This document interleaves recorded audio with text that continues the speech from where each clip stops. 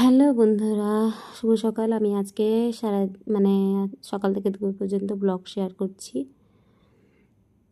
তো এখানে আমি সকালে উঠে আমার বিছানাটা গুছিয়ে নিচ্ছিলাম। আর মানে আজকে যেন একটা এমন প্রবলেমে পড়েছি, ভাবতেই পারিনি এরকম প্রবলেমে পড়বো। সকালে উঠে আমি বিছানাটা গুছিয়ে নিচ্ছিলাম, তখনও জানতাম না এরকম প্রবলেমটা হবে আজকে।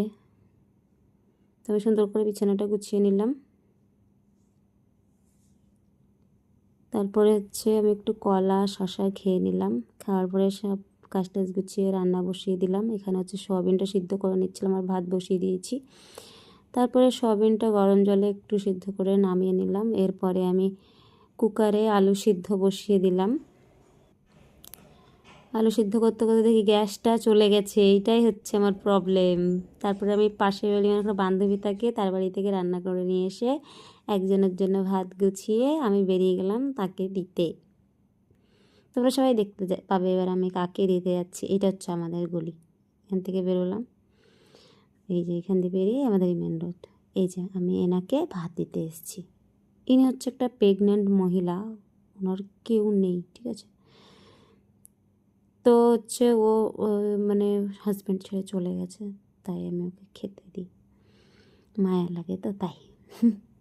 আচ্ছা যাই হোক, তা আমি এখন একটু ওদের বাড়ি থেকে বেরিয়ে একটু ফুল নিয়ে নিলাম। নেওয়ার পরে আমি রাস্তা দিয়ে যাচ্ছিলাম, আমি একটু ভিডিও করলাম যে এখানটায় এত পলিউশন, এত ধুলো আর এত রোদ্দুর, আমার তো মাথায় ঘুরে যাচ্ছিলো। আর ফোনে অতটা বোঝা যাচ্ছে না, সেরকম রাস্তায় ধুলো ছিল খুব, আমার তো মাথায় ঘুরে যাচ্ছিলো একদম রোদ্দুরে। তারপর আমি বাড়ি এসে বাসনগুলো ধুয়ে নিচ্ছিলাম। তো আমার বাসনগুলো এত ছোট আমার বেসিনটা, আমি বেশি করে বাসন একবারে নিয়ে ধুতেই পারি না। আমি এরকম দুটো তিনটে করে বাসন নিয়ে বেসিনে ধুই, নাই তো একদম চারিদিকে জল ফল পড়ে যায়, ভীষণ সমস্যা হয়, ভালো করে ধোয়া যায় না। তাই কারণে আমি একটু বেসিনটাতে একটা দুটো করে বাসন নিয়ে ধুই। তো আমি যাই কাজ করি না কেন আমার মাথা থেকে আমার ওই গ্যাসের টেনশানটা যাচ্ছেই না।